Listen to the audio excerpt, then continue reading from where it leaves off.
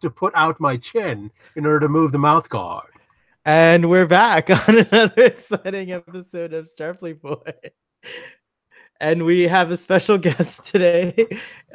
We have Sean and Captain, what was his name? Dathan. Captain Dathan. Good afternoon, ladies and gentlemen.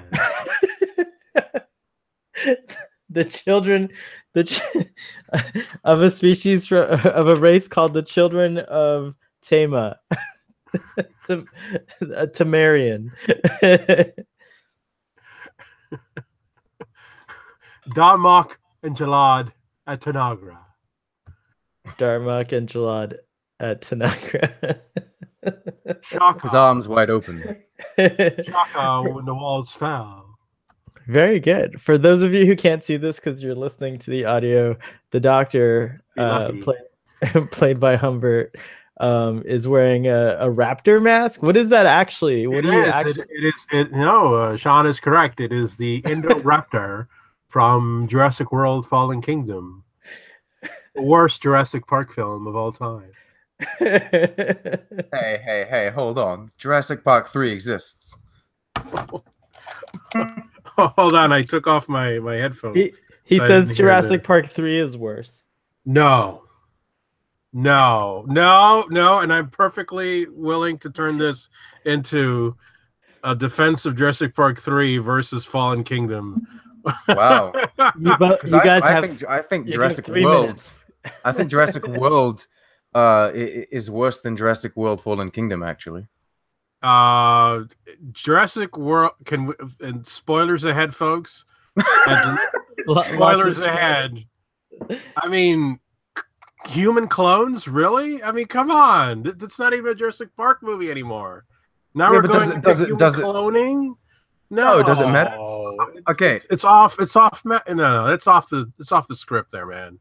The movie is setting up what I hope is a kind of The Walking Dead kind of desolate world situation where it's just dinosaurs ruling the world and everyone's trying to survive in dinosaur-filled environment. No. I would like at least Fallen Kingdom was brave enough to do something different, whereas Jurassic World is just Jurassic Park done again. No. I think there's a formula. You've got an island, you've got dinosaurs, and you go to that island and then you get off. You don't. Wow. Yeah, that's it. That's all I want. So no. This is now. It's Dino Riders. We'll agree to say that there's like Jurassic Park and then the whole pile of shit, all of the rest. Definitely, Fallen Kingdom falls in the pile of shit. I could not believe just how nonsensical that movie was. There's a child that survives 8 weeks on an island with dinosaurs in Jurassic Park 3. That all of a sudden need help from the professor once he gets there. I believe that more than China spending $25 million, which is not bad, by the way, on weaponizing a dinosaur. Why do they have nuclear capability? Why do they need a dinosaur? You guys have seen I haven't seen Extreme Dinosaurs, right? I've seen what? That? Extreme Dinosaurs, the cartoon?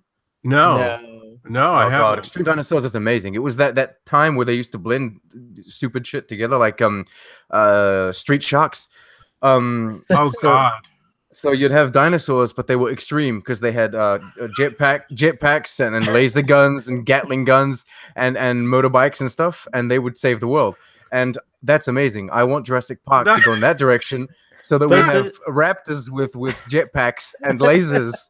That would be awesome. And then cross that over with G.I. Joe and Transformers.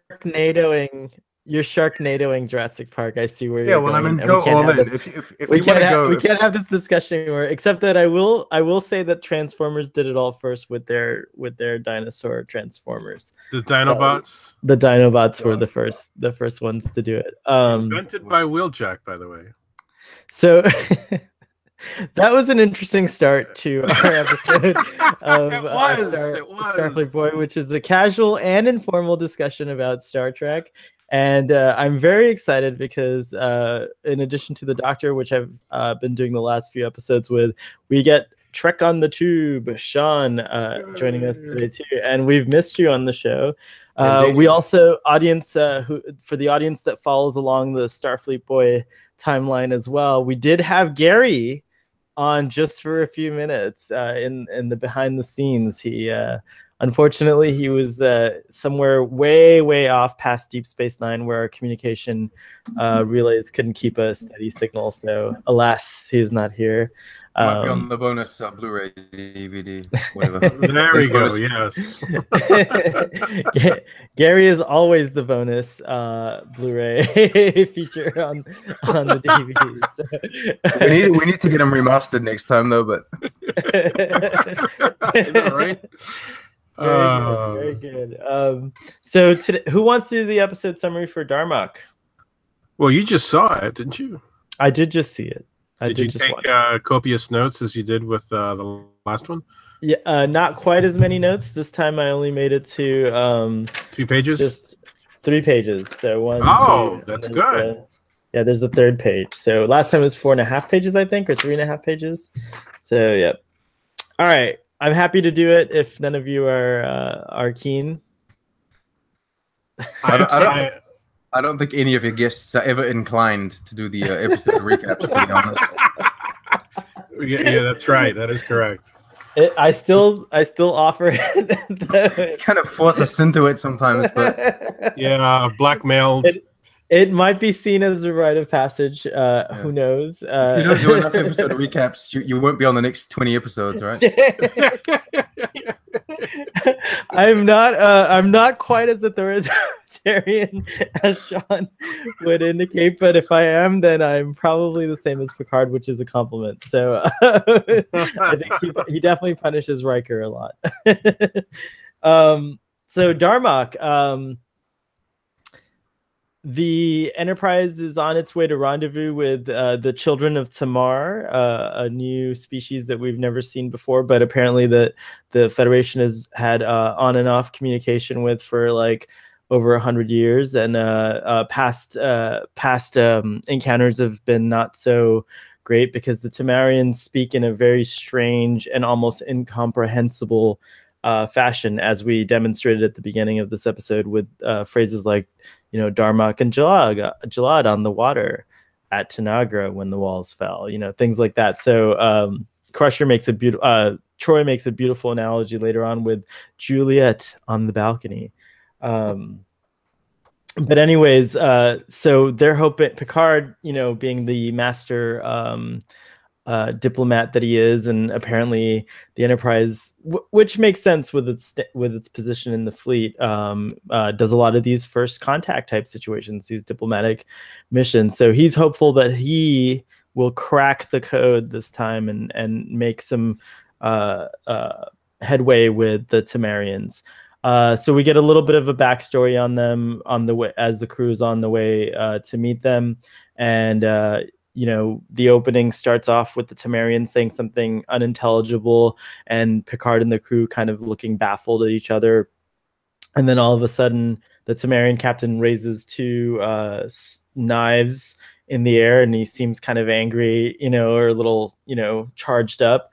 And Picard's trying to be like, well, I'm Jean-Luc Picard of the USS Enterprise, and I'm here to be your friend.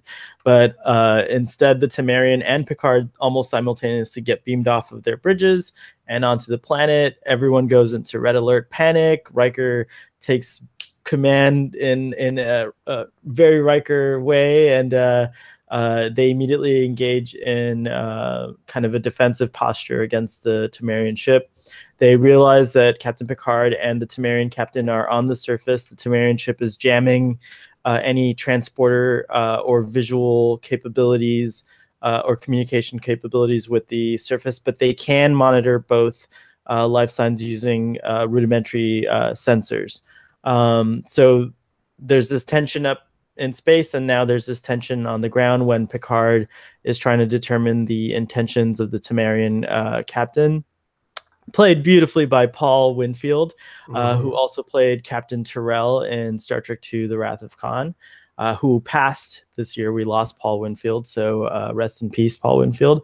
Anyways, they start to figure out. He starts to figure out that the Tamarian Captain's not his enemy, but he still can't quite figure out what is going on. But eventually, they slowly start to understand. Well, communicate, and Picard and us, the audience, through Picard's revelations, start to understand what the Tamarian is trying to say.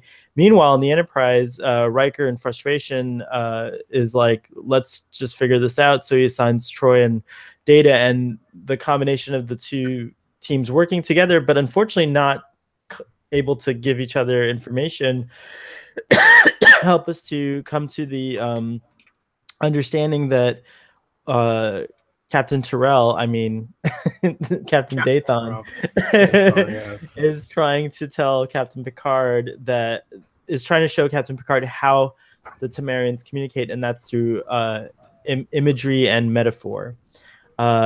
Meanwhile, on the planet, there's a real danger, and Picard's kind of confused, as anyone would be, as to what's going on in the beginning, but then realizes a little too late, because his crew's working hard to beam him aboard, that the whole idea of this was like two people hunting, like if I were to go hunting with someone from Russia as a diplomatic gesture, and we were both after like a wild boar with cloaking technology or something like that. So, but he starts to realize this. He's actually excited about it because he's like, oh, I actually get to hunt, and something I haven't done since I was a little boy in France. And then unfortunately, the crew of the Enterprise, with the expertise help of Ashley Judd, is able to partially beam Captain Picard. You recognized her. Good for course, you. yeah, Yes. All right.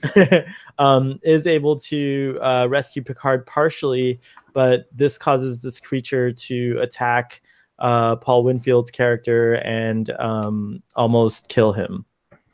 Actually, no, he delivers like a death blow. Anyways, Picard beams back to being, back to the planet, and is too late to save his new friend, but is able to have like a moment where he kind of discusses the two civilization, and they come to more of an understanding. And there's this beautiful scene where Picard talks about Gilgamesh, the Epic of Gilgamesh, which was really nice. By the way, you guys, fill in if I'm missing anything. It's a lot. So Picard knows that the creature's going to come back, so he gets ready. Paul Winfield's character dies. Dathan dies, and Picard's ready to go at the creature on his own. And meanwhile, there's a space battle between the Tamarian ship and the Enterprise, because the Enterprise they don't like the fact that the Enterprise is trying to save Captain Picard, and they probably have detected now that their captain is dead. So there's a lot of tension up there. Anyways, Picard's about to fight the creature when they finally figure out how to beam him out, and just in the nick of time. And then he manages to get on the bridge just before the Enterprise is destroyed, apparently, because Data says that there's one more hit and we're done. So he managed to communicate with the new, the new captain, who might very well be Captain Dathan's son. Who knows? We don't know a lot about them at all. That everything is understood, and the new captain even says something like, his eyes open, like, oh yeah, okay, you can definitely speak to us. And so they stand down and they go away, and everything's honky-dory. And that causes Captain Picard to reflect upon the Homeric hymns of, such as Gilgamesh. And then he has this moment where he stares out the window, and he kind of praises the captain for his commitment to wanting to communicate between the two civilizations. And he stares out the window and does this kind of like he noticed Thon doing with the knife, and voila, the episode is over, and it's quite beautiful. Shaka when the walls fell. Shaka when the walls fell. All right, discussion time. What did you guys think? Well, this is I think this is one of the first episodes that I recall that we discussed when we were in high school. Yeah, this To is be now honest, this is now our. to let Sean know. This is the point. This is the point where I became a freshman in high school.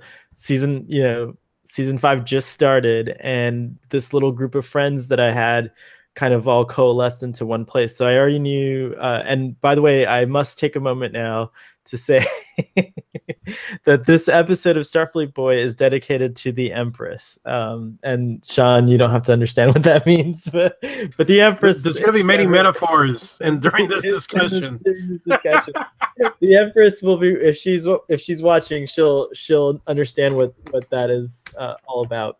The Empress with arms open. Yeah, exactly. There we go. Very nice. Anyways, so I met Humbert around this time, and there was another fellow named Roger, our friend Ruben, and then our friend Jisoo, and we used to all gather at lunchtime and talk about Star Trek. These same casual and informal discussions that we're having virtually happen starting around season 5 actually happen in real life every day, every week at lunch. Every Monday, because it used to air on Saturdays, I think, if I'm not mistaken. So every Monday we'd have a discussion about it, and so it's kind of cool to reach this place in Starfleet Boy because it mirrors my own history, but that doesn't really matter because whatever. It's about Star Trek. Well, it's appropriate because we're dealing with this society, this culture that deals in metaphors to communicate, and you really need to. I mean, it's an interesting idea. I don't know how. I have difficulty understanding how the whole society would work, where everyone's only speaking in metaphor. I mean, it sounds like just to communicate, you have to have a download of history and mythology. Well, I think that it's portraying a society perhaps that has a codex that's just one kind of thing that everyone reads mandatory when they're young, and based on that everything else happens. And it looks like things can be augmented or added perhaps, because at the end of this episode, so maybe that codex grows. Who knows how big it is? Can you imagine reading like a 1,000,000-page book by the time you're 15? But right. But anyways, at the end of this episode, he says Picard, and Picard says Picard and Dathan at El Adrel. Right. And so I have a feeling that like that will be a new passage entered into their codex or whatever, and if it's pivotal in their history. Right. I feel like this works better on a smaller scale as a language, because if it's a village or just like a small area on a planet, like they all have the kind of same stories to tell, and so they all know the same people. But then when you take it to a global scale, it does kind of become complicated, because then because Darmok and Jalad at Tanagra, could very well be Sam and Joshua at Niagara Falls. But then they might not understand each other because they come from different places. But it's more like Arthur and Lancelot at Avalon. Like if I said that, but then in that case, it limits the language, doesn't it? It makes it a very, because they're repeating the same friggin' thing for the entire episode. They don't have that much to say. Right.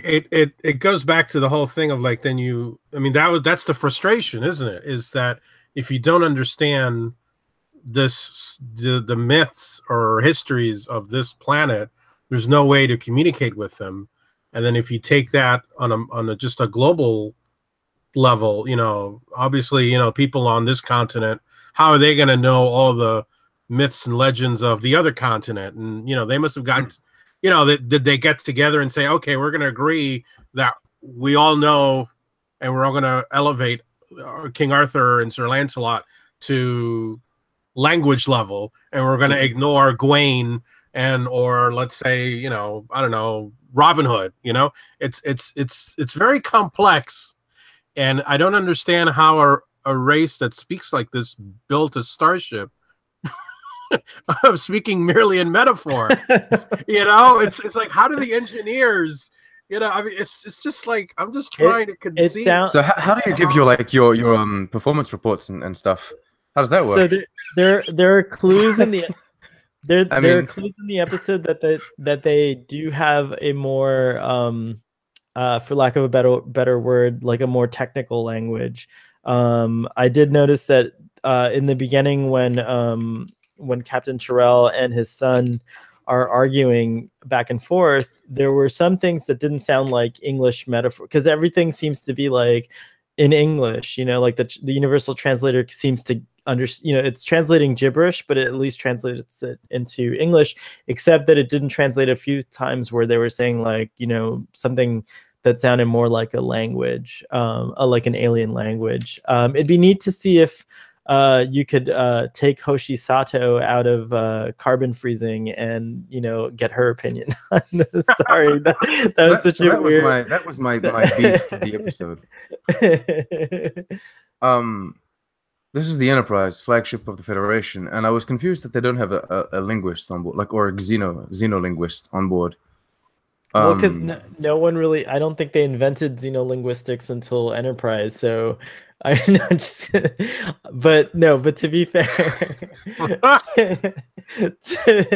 to be fair, I think Data serves that purpose. You know, when it's. I mean, needed, yeah. I mean, you know, in that case, just have no one on the ship. Well, you could serve any purpose. Data could actually. He can freaking float. So I mean, well, not yet, as you say.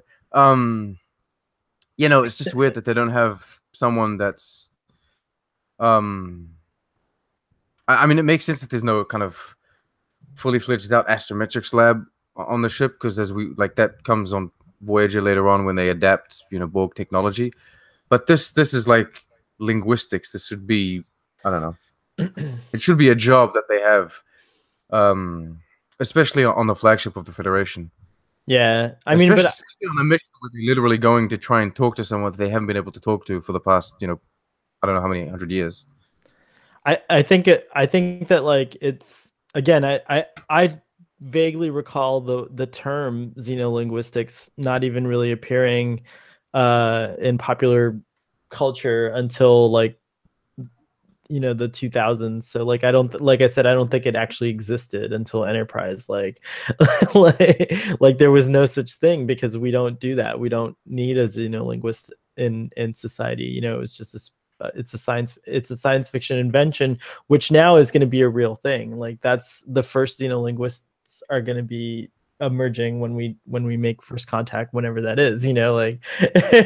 Well, C-3PO is a xenolinguist, I guess you could say. Well, right? Then you could say Uhura. I mean, again, that role was already on ships. Right. Like you could say Uhura was definitely that person. Like I said, Data fills that role on TNG. I'm just saying that term didn't exist. Right. It's like a new term. No, I know. Yeah. So like they were just communications officers, or they had communications, you know, responsibilities or whatever. And so I think they already were there. It was interesting they didn't have anyone that was so without using the terms, you know, linguistics or even just linguistics, like someone like an accomplished communications officer or someone that's used to, you know, be able to talk. Right. And you're right, we don't.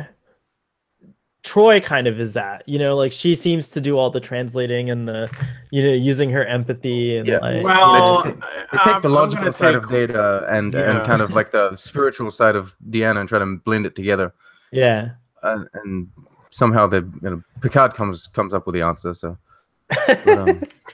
but they do get there together, like Troy and Data working on this. What were you objecting to, though, Doctor? I do object. I mean, I have to admit, one of the things that's always bothered me about Next Generation is you know, I think you know, the other Star Trek shows do seem to go back to the same, you know, they got a science officer, you got a communications officer, you got this, you got that. Next Generation, suddenly you got a counselor, but then she does communication officer duties, and it's just kind of like, no, I agree with Sean that there probably should have been. This would have been a case for maybe having a character like O'Brien or something, somebody that you don't see very often, and Picard could have been like, you know, O'Malley, come here and work on this with Data, or like somebody who specializes in this kind of a problem. I don't think it should have been Troy. I think Troy, I mean, unless the show is going to say Troy has an interest in xenolinguistics, which he doesn't the rest of the show, Something happens between, I think, Star Trek, the original series, and Star Trek: The Next Generation, in terms of just the way Starfleet is comprised in general, like the structure of like a ship and everything like that. Because in the original series, there's like definite roles. You have your communications officer, you have a science officer on the bridge, you have a tactical officer, you have a navigator, and then you have your captain, and occasionally the engineer is on the bridge. And well, in the case of the Enterprise, occasionally often medical is on the bridge too. But you had these like very clear departments or whatever, and it seems like there's no communications department prominent on the Enterprise D. You're absolutely right. Like there's not we never get to know a communications officer. If there is one, they're just a background character or constantly rotating. So yeah, I do agree that that's the case, that there isn't one. But like I said, I think that like it just seems like more realistic that like people would swap in and out of roles or something like that. I don't know. I feel like in the modern workplace, which kind of Star Trek also tries to imitate in a lot of ways, I feel like Next Generation went a little bit more in that direction, where it seems more like an office than a ship. Like it's kind of weird. With the big conference room, they're always in the conference room. Like that just doesn't seem like a, like so they are in the conference room a lot. That's true. Let's go into this other room with this giant table and talk about things.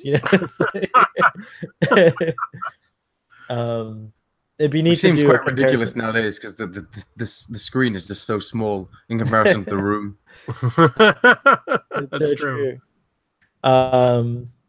Which again, it's interesting. Sean watches The Expanse, so we can talk about it and you can't. But I think that's like a really kind of fun show, because you do see like the Martian military and Earth's military, and then these kind of ragtag forces, and you just see how like each of them kind of have their structures and orders, and then you have the Rossi that's just like a rogue pirate ship basically, and it's a lovely show. I will say to you, Doctor, and everyone listening to us, whatever you're watching now, it's not important. Just stop and watch the Expanse. Just watch the Expanse. It's true. I have to agree. I gotta start on that. Yeah. Not another show that is more important currently. Especially if you love science and science it's amazing. It's the best science fiction show I've ever seen. Wow. I'd be willing to start a new channel just to have Expanse discussions. I would. I really would. It would be pretty awesome. It's not really my place to do so because I haven't read the books. I feel like someone who's read the books and knows, kind of knows what's going on, or someone would have to have like more knowledge than, I suppose, just us who sit and appreciate as it comes out. Get on the book reading there. Oh God. No, because then I'm frustrated. The crazy thing is I don't want to spoil myself by reading ahead. Oh, that's right. I find it more I don't know, entertaining to see stuff as it happens in front of me. As it happens, yeah. Well, I know what you're especially in a science fiction show where a lot of the events are just impressive and kind of mind-blowing visually. Sean, you have too many rules. You need to break some of your rules. Like seriously, like I can't do this because of this, and I can't do that because of that. So that's all I gotta say. Casual and informal. Casual and informal. Well, back to Darmok. Back to Darmok, or rather, Dathon. That's the name of the character, right? Actually. Yeah, Captain Dathon. So it's Picard and Dathon at Ella Drill. I think Paul Winfield does a fantastic job in the part. Of course, longtime Trek fans remember him from Khan, from Wrath of Khan, and where he was very memorable in that film. And I think this part rivals that part. I think he's just very he communicates a lot of empathy through that makeup. You know, you as the audience, you understand the frustration that he had. You don't know what the hell he's trying to say. I actually, to be honest, I mean, I don't know if it's just because I've seen it so many times at this point, but I feel like maybe the audience is just slightly ahead of Picard sometimes. It's like, God, yeah, don't you get what he's trying to tell you? He wants to give you the knife, you know, or he wants to give you fire. It's not that hard. Yeah, but anyways, the point is that it is. But if Picard figured it out, we couldn't have those beautiful monologues where he's like, "I don't understand. Do you want me to fight you, or do you?" It's pretty much established that Picard is constantly paranoid. He always thinks the Romulans are going to attack him, so he assumes every sort of form of communication is like a threat. I don't want to fight you. No, he doesn't either. It's clear. It's all a Romulan plot, anyways. It is. You know? They're Romulans waiting for them. Absolutely. Yeah. But they have a third planet where they have these guys as slaves. Oh my God, a dig against Nemesis. That's great. That's fantastic. But Paul Winfield does a great job in the part, and you really feel it when he dies, even though it's not a very spectacular. It's kind of almost an off-camera death. You know, they go back to the Enterprise, and Worf is like, his life signals are not very good or something, and then you cut back, and then he's gone. There's no final words that I can remember. But well, I think his final words were something like Enki. Oh no, it was. I remember it was. What was it? Gilgamesh and Aikido at Uruk, and then he dies. Was it? Yeah, those were his words. Like, So I just saw it. That's the only reason. Oh, okay. I didn't remember. He repeats the story that Picard tells him. Gilgamesh in the framework of Darmok, and then he just dies. Yeah. Right. Well, I mean, I just think his performance is one of the best things in the episode. I mean, I think in the hands of another actor, this episode probably would have suffered greatly. I think he really carries a lot in this episode. This is one of my favorite episodes, obviously for the sentimental reasons, because I do recall our discussions. Like, we were kind of, at the time, I remember the focus of the discussions was around the metaphoric language, and we were just coming up with ways to kind of dive deeper. And like, you know, this friend of ours, Jisoo, she's probably the more, she is a scientist, so she was the more scientifically minded in our group. But she was like really, really fascinated and kind of like got all of us thinking about the metaphoric language. So I remember that fondly, and it always holds up. Like, I do enjoy that. And I think also this episode resonates with a lot of fans because just of the simple concept of communication. And if you've been watching Star Trek up to this point, I think this episode is interesting because it is so different and new and weird.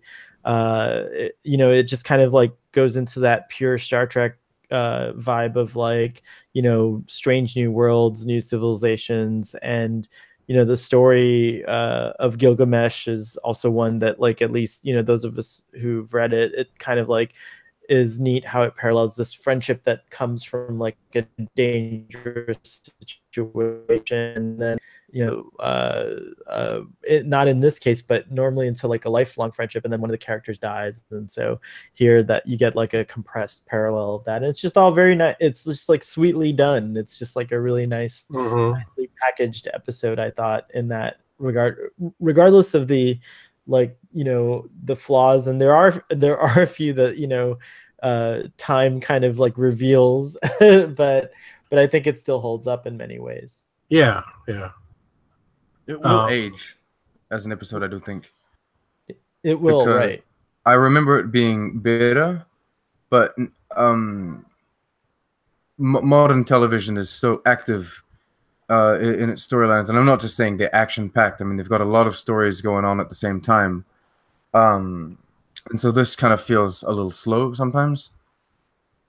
So I think it will age, but just the concept of it will help it live on, because it is an iconic Star Trek episode. Yeah, and there's even like I think I've seen paraphernalia or memorabilia that like, you could buy like a lot of shirts that say Darmok on it, and there's that like rock and roll. There's a fictitious rock and roll band that Captain Picard's in called Darmok and Jalad at Tanagra, which I think actually is an amazing name for a rock and roll band. Like, yes. I know nothing of this. You don't know about? Well, No. I'll just see if I can pull up the image. It's pretty awesome. It's kind of like, have you seen the image of the original crew?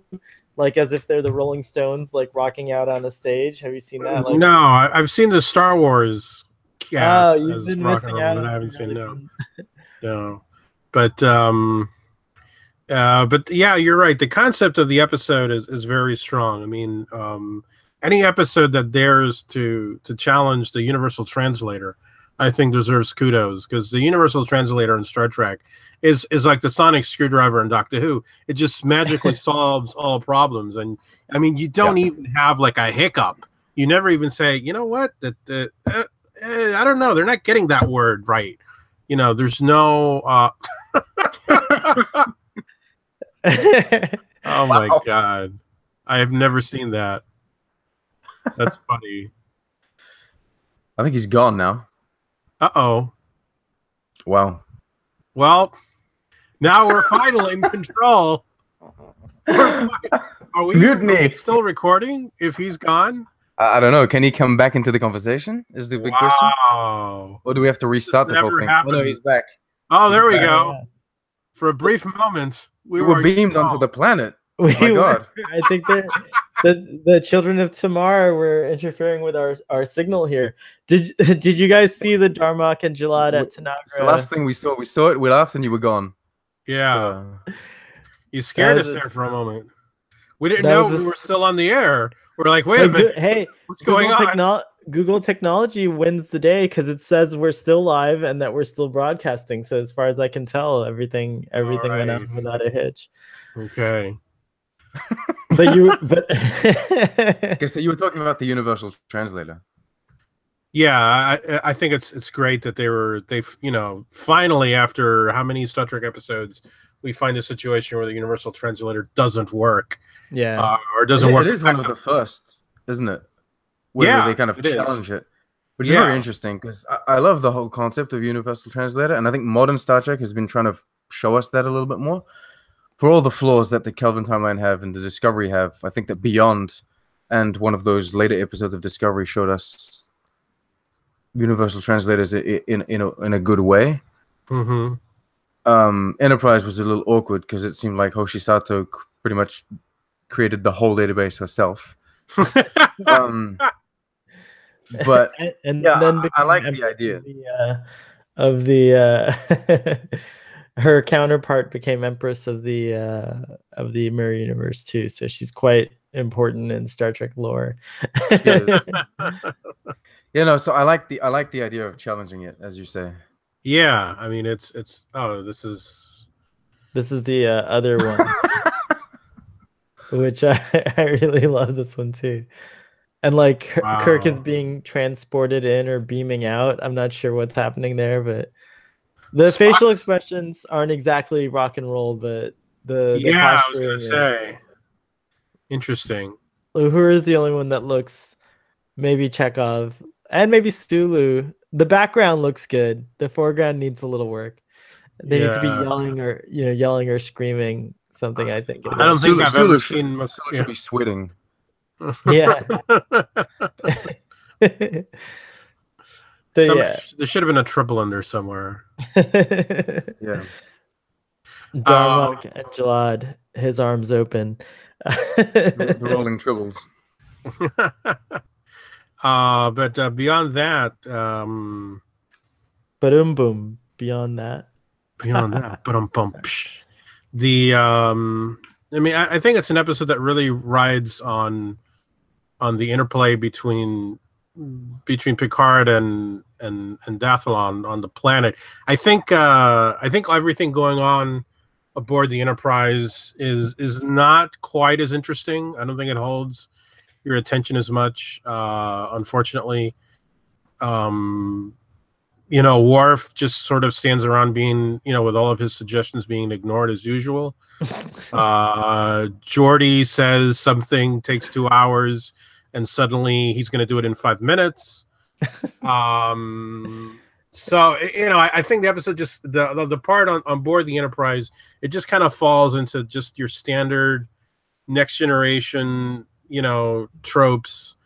Crusher has nothing to do other than to just bounce off Troy for a few minutes.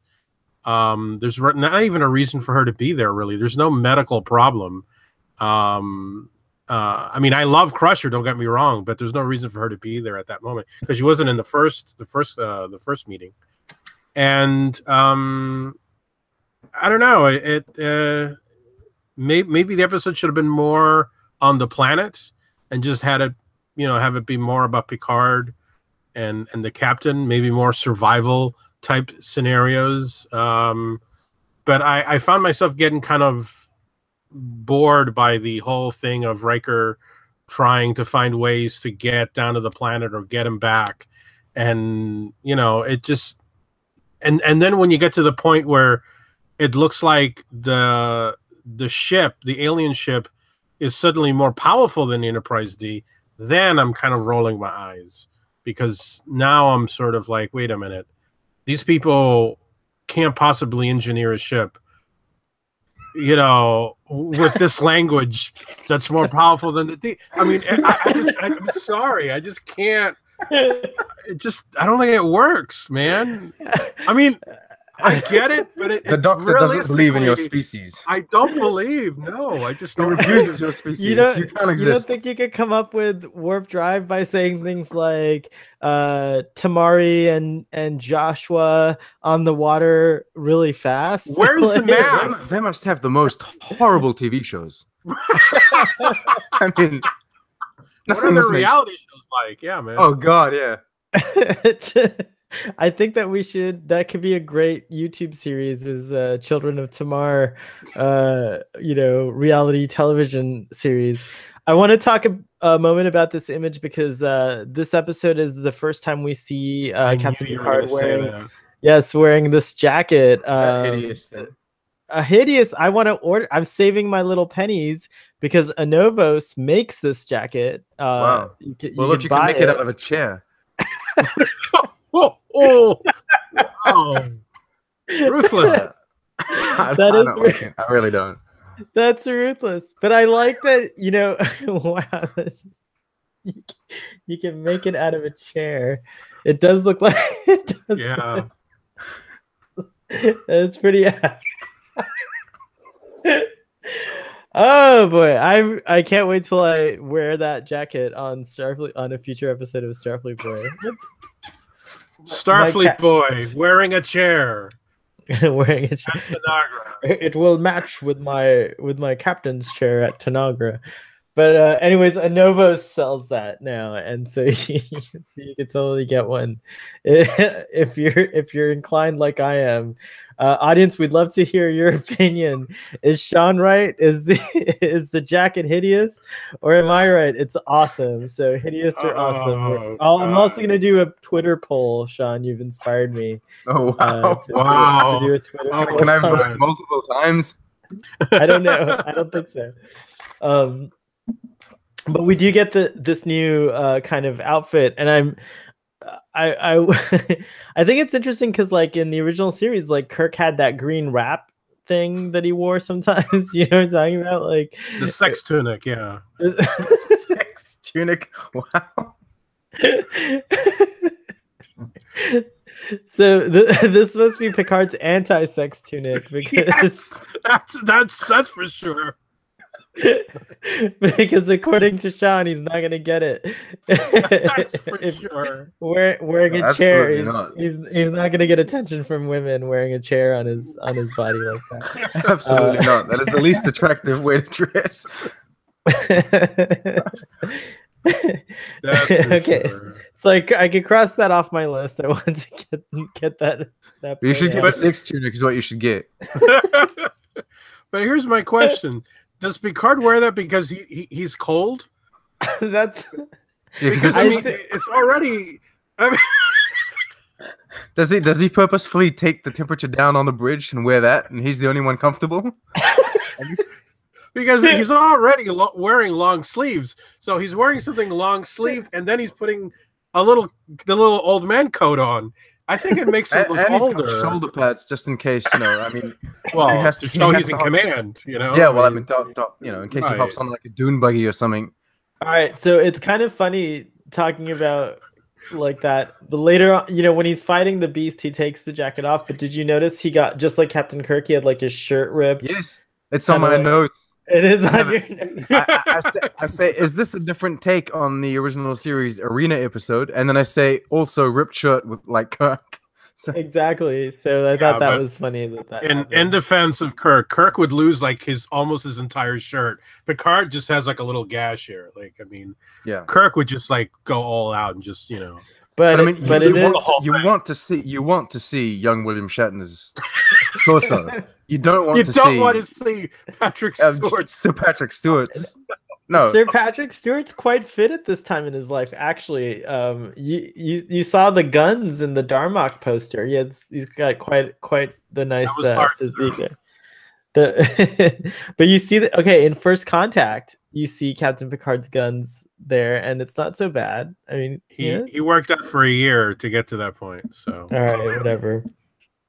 Well, current William Shatner and current Patrick Stewart. Patrick Stewart's more fit. Sorry, Mr. Shatner. why don't you do a Twitter poll with that one?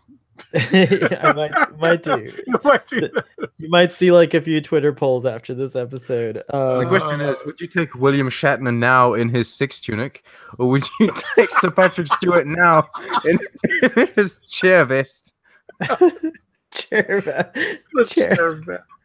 The official name of this jacket, I'm gonna send it into Anovos. They should change it to chair vest. The chair vest. The chair vest. I think I don't know. I have a lot of trouble because I can't see Captain Kirk, William Shatner, as anything but like Captain Kirk in his prime. So I don't know. It's hard for me to say. It's even as I look at current William Shatner, I keep thinking, oh, it's Captain Kirk. But I think one piece of trivia that I remember either you, the Doctor, or somebody mentioning like in a previous episode is that around this time is when Patrick Stewart kind of like took a little bit more control of his kind of destiny, or at least his character's destiny. And I think, if I'm not mistaken, this episode was supposed to kind of herald a different kind of Picard, where you saw him more as an action capable character rather than the one that would sit on the bridge and send Riker down. And so like you do see that role reversal here, where of course it's forced, but Picard's thrown into the dangerous situation, and Riker is the one on the ship trying to troubleshoot. So I kind of like that, and I think I remember it was somewhat intentional that Patrick Stewart asked for that. It's true. I know Stewart, going back to even the second season, was saying, the captain needs more sex and action. And I think that's almost a direct quote. And I will wear this vest to attract the ladies. But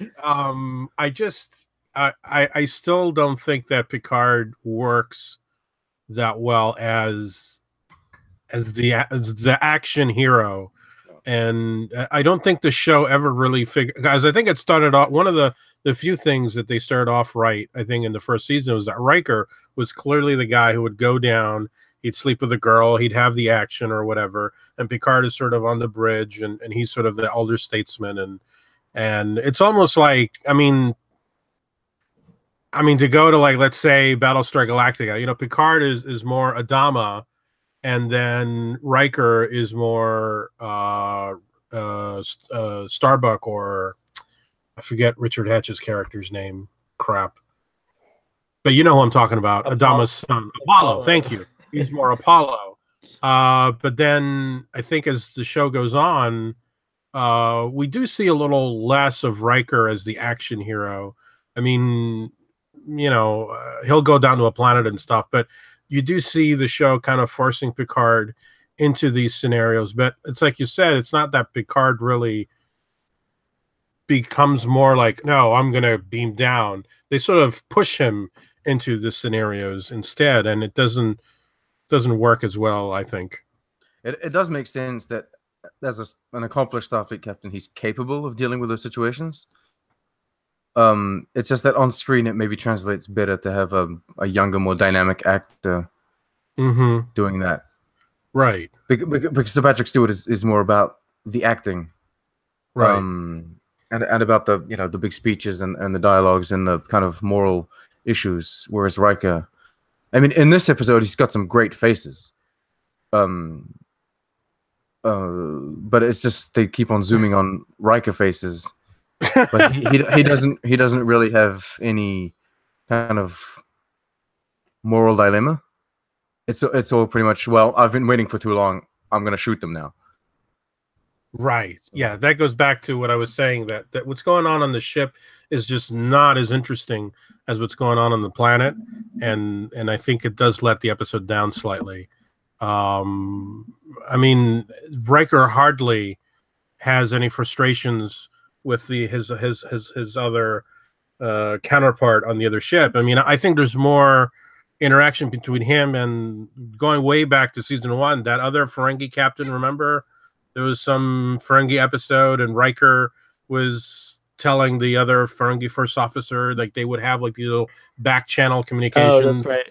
Oh, was that the Golem Ferengis on the rocks on the planet? Something like that, yeah, something like that. But here it's like what's going on the ship is just not as interesting. But you know, what can I say?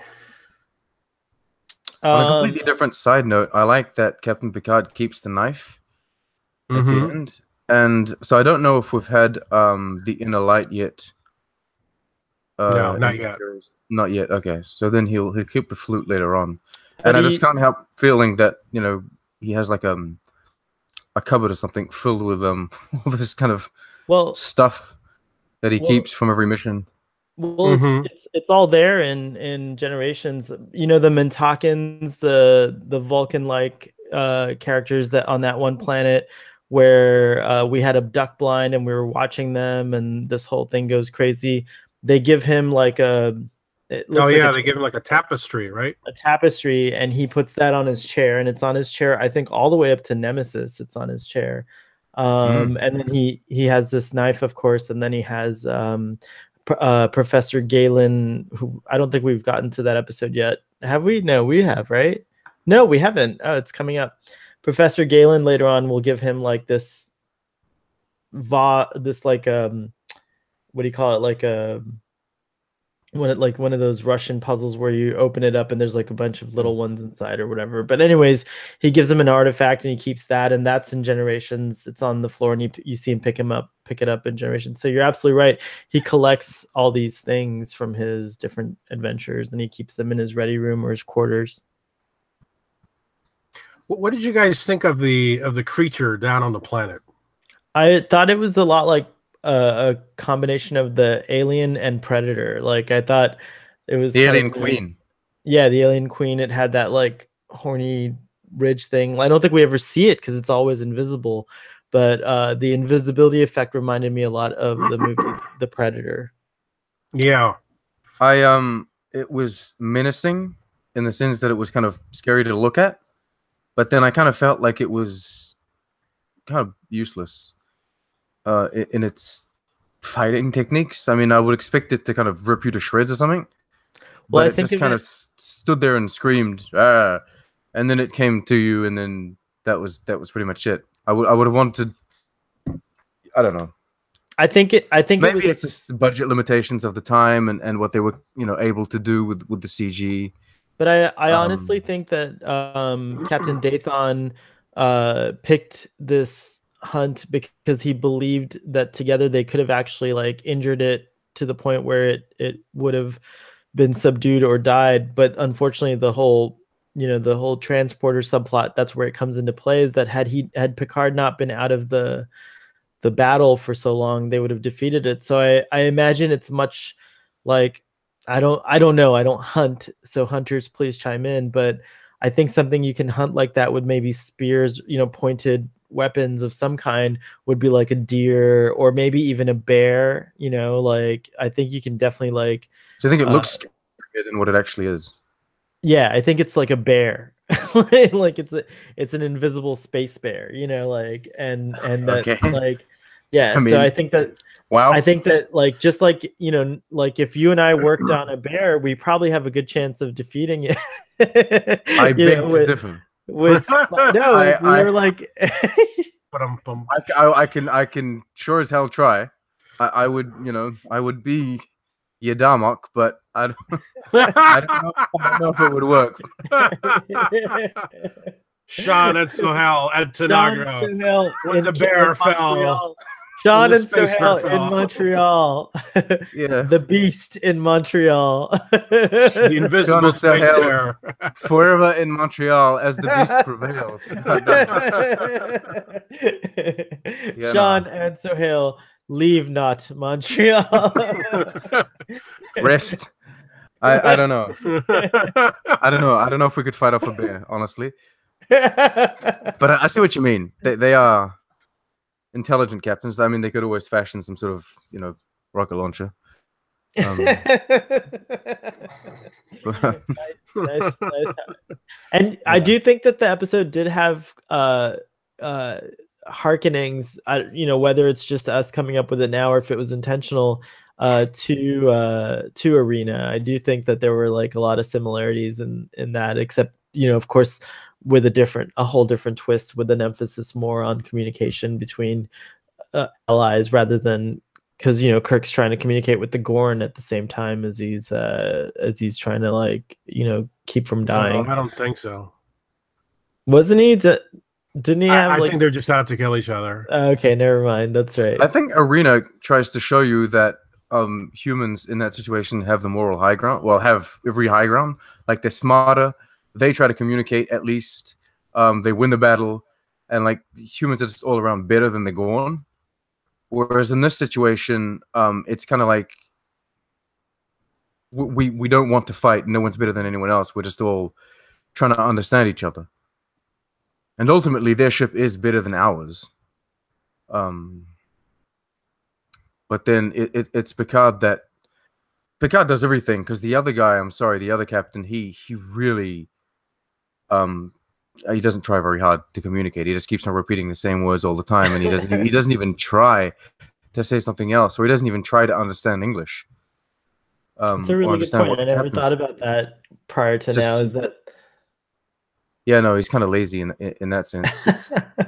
and this is, I think, in the episode they say this is the 8th time that they've encountered them, and you would think after eight, guys. Come on. Right, after 8 times, you would think that they would try to at least, I mean, just the whole thing of, I mean, maybe it's just a conceit on our part, but when Picard says thank you, I mean, I think it's just common sense that thank you means, it's like, okay, he's saying, he's giving.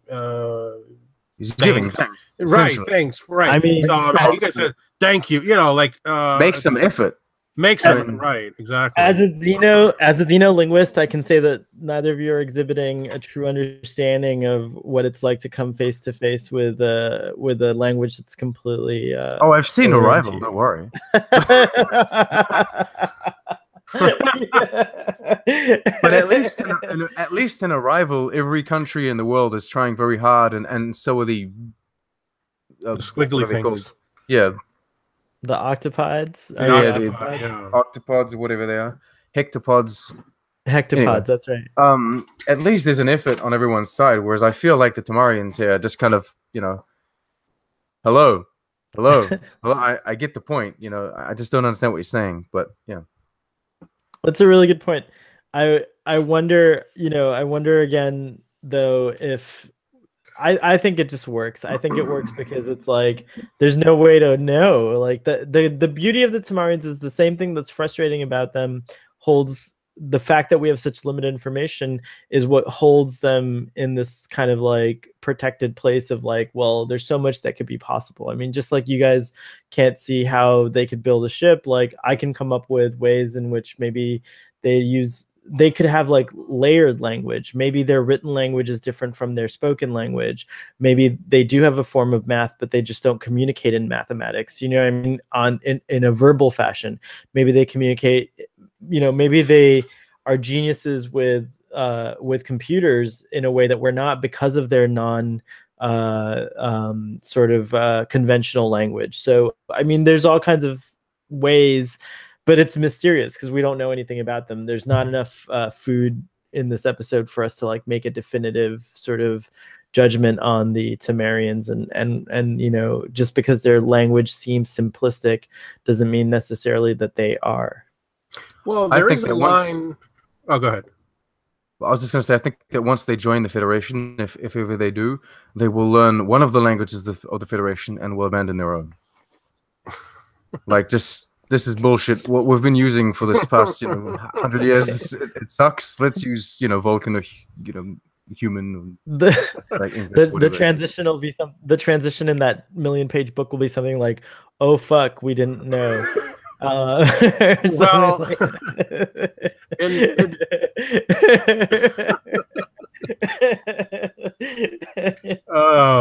in their defense, I think there's a line in the episode where they said that oh gosh, what did they say?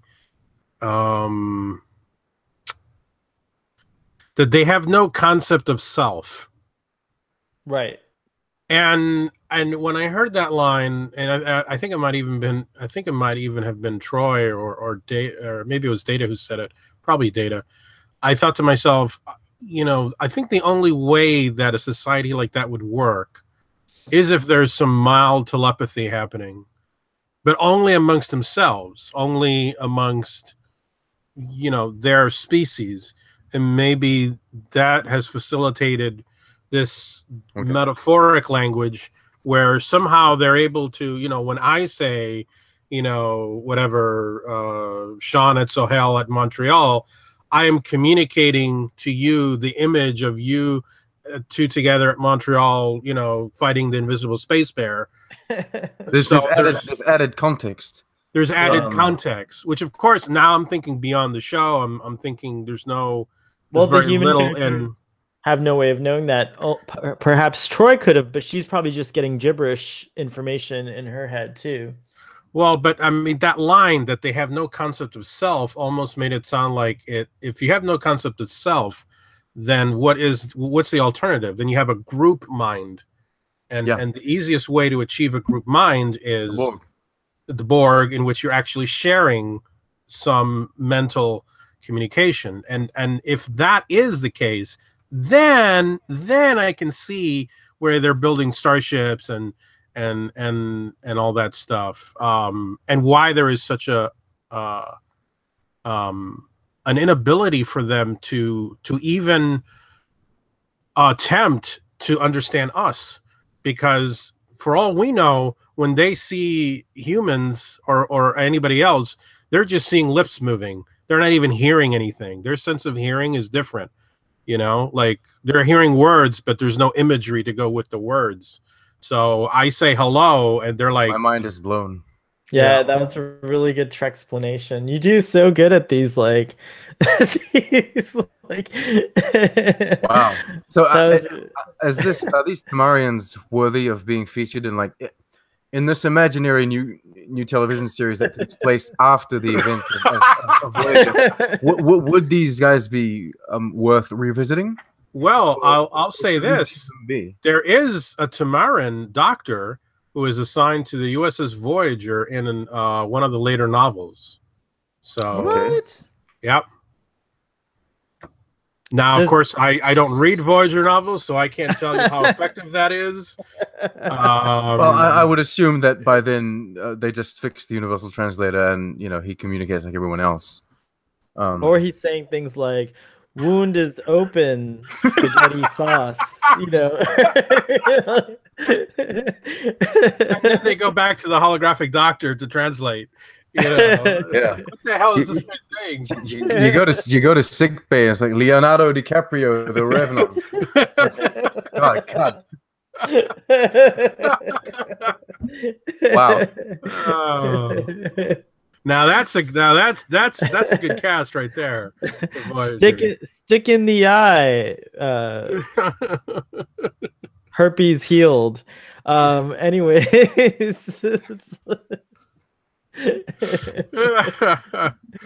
I wouldn't want to be catching space herpes. I think Scotty caught him all the time. He was always in sick bay, but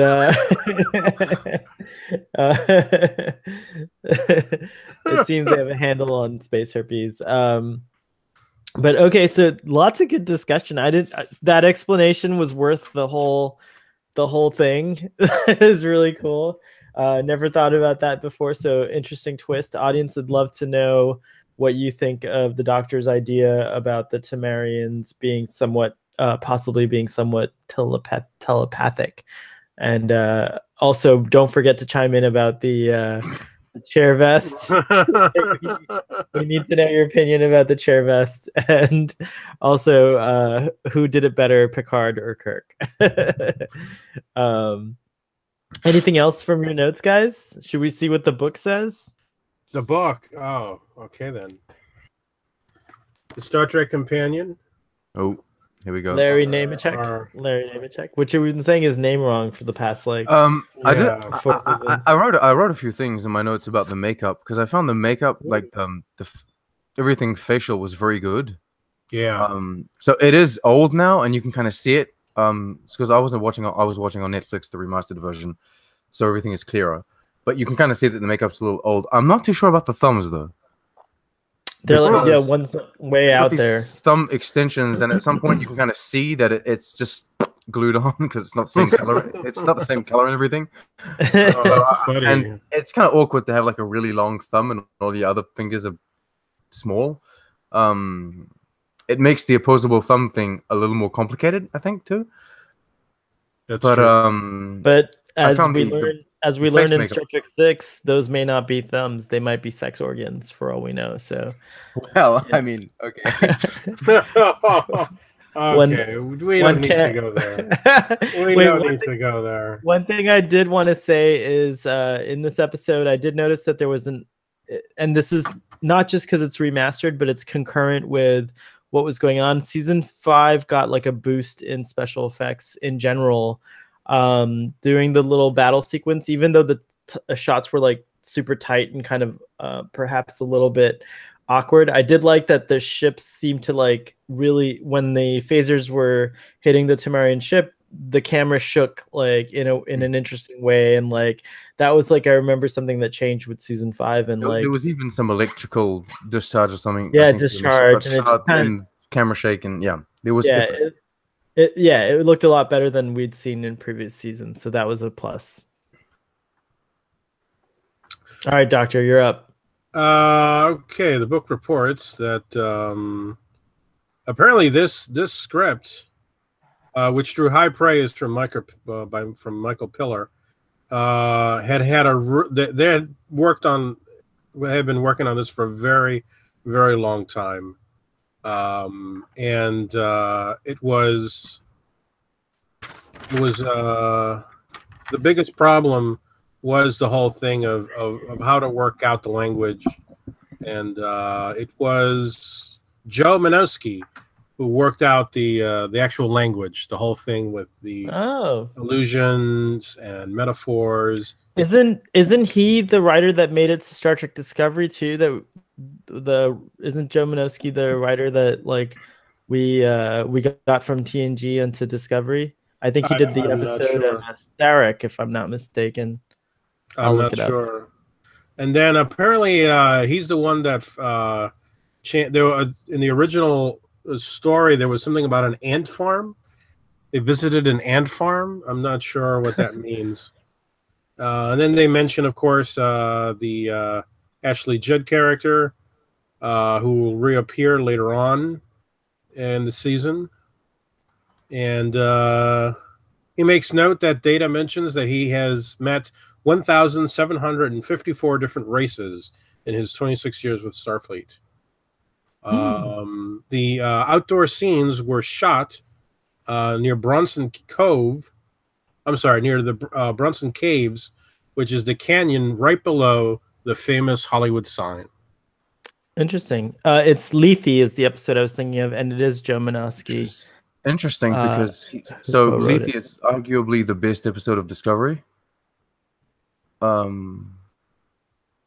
Yeah, it's one of the best. Yeah, Lethe is the Vulcan episode. So I see he wrote Time's Arrow. He's good. Okay, interesting. So he's worked on Discovery. Yeah, he did the one episode. He co-wrote it with Ted Sullivan. Yeah. Wow, interesting. And so that's a Sarek episode. Oh, is that the one where Sarek and Burnham, they're on Vulcan? Well, they're not really on Vulcan. They're they're using mind meld communication. Right. Okay, I did see that episode. Okay, interesting. I think it was really good. Wow, cool. Okay. Well, what you'll like, Doctor, is that Joe Menosky wrote episodes of Hunter, Alien Nation, a show I love called My Secret Identity. That I think. Oh my god! That I think no Sean was way. Sean was like, "Whoa, weird! You watch a lot of Canadian shows." He did several episodes, about 33 episodes of TNG. He did what looks like maybe about 5 or so episodes of Deep Space Nine, 37 episodes of Voyager. He wrote for The Dead Zone, Anonymous Rex, don't know any of those, and Salem, and then most recently Star Trek Discovery. Wow, that's cool. So he's quite the prolific Star Trek writer by all standards. Yeah, for sure. So shout out to Joe Menosky. Let's get him on the show. Let's get him on the show. I need a Starfleet admin to help me with these things. Can you assign an admin? The Admiralty needs to assign an admin. It would be awesome to have a guest, like VIP guests on the show. It would be cool. Very nice. I do think that like your format lends, you can chop it together really nice and tight, and mine is a little bit all over the place, but we'll see. Speaking of which, everybody, we mentioned you on the last episode, Sean. We try to mention you as often as possible, and the rest of the team. You're no longer Starfleet Boy Irregulars. Now I refer to everyone as the team. Just so you know, there's an update. Okay. The team. All right. So the team, I think it's a lot more appropriate. So everyone can check out. I feel like I need to be notified before these things happen. You can't just change it like that. When I issue the shares, I'll make sure that you get the ability to vote on the board.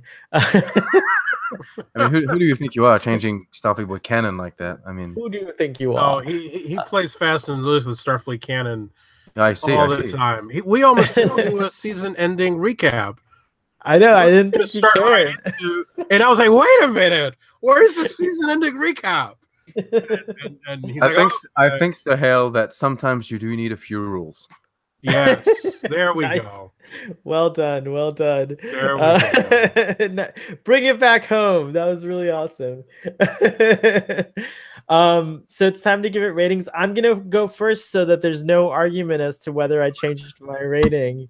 And so the years have gone by, and the sentiment holds, and just because this episode has a special place in my heart, I'm compelled to give it a 10. But I do recognize that's a 10 with an amendment. The amendment is that I do recognize and agree with the arguments that were presented today, but I just am giving this episode an honorary 10 Wow. because of all the sentimental value. So there you go. Look, I don't know if the team can accept that. Well, now it's your turn, team. What's your All right, Well, so- go ahead. Oh, you go ahead. All right. I'm freaking out now. The correct answer is that it is a 7. It's a solid 7. Wow.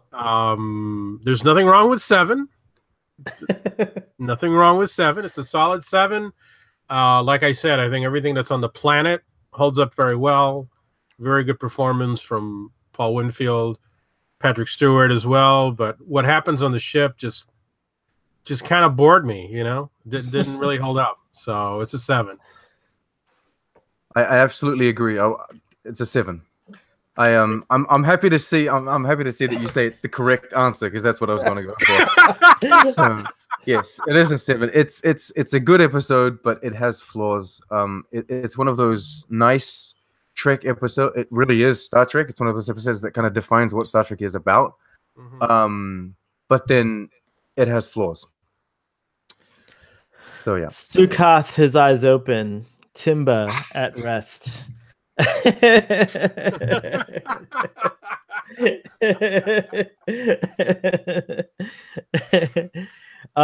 This was a really enjoyable discussion. It was really nice having you on again, Sean, and I was trying to promote your channel, which is Trek on the Tube. There's a really cool a couple of videos since the last time we've talked, including a special on the races of the Federation. So did I get that right, didn't I? Cool. Yeah, well, I had special requests of people asking me to talk about Tellarites and the Gorn, and Yeah. I don't know why the Gorn, because they're not really, I don't know.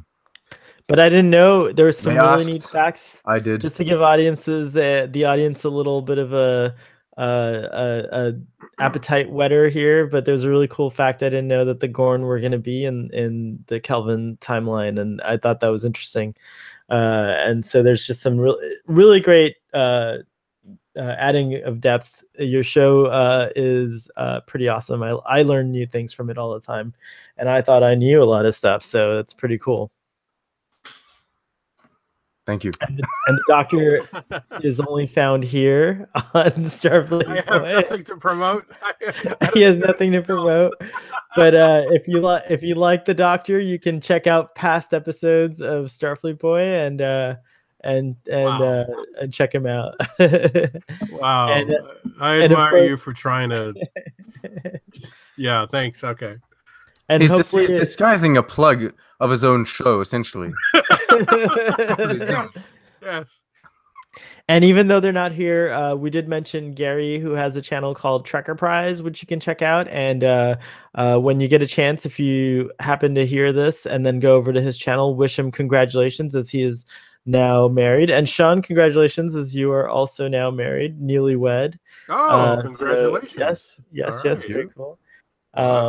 And so we like that a lot.